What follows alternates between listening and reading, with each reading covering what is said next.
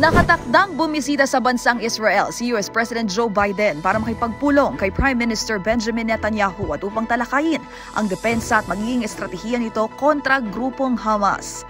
Ito ang inanunsyo ni Secretary of State Antony Blinken ngayong Martes. Israel has the right and indeed the duty to defend its people from Hamas and other terrorists and to prevent future attacks. Nag-deploy din niya ang lider ng Amerika ng 2 aircraft carrier groups at iba pang military assets sa rehiyon at nangakong patuloy na makikipag-ugnayan sa Israeli partners para mapakawala ng mga napaulat na hinostage ng teroristang Hamas. Una rito, nagbabala na si Iranian Foreign Minister Hossein Amir Abdollahian na may isasagawa silang preemptive action sa mga susunod na oras.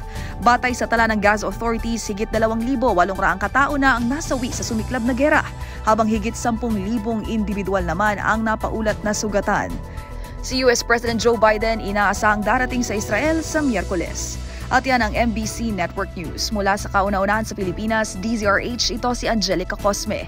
Tuloy-tuloy sa pagbabalita, tuloy-tuloy sa serbisyo, sama-sama tayo, Pilipino.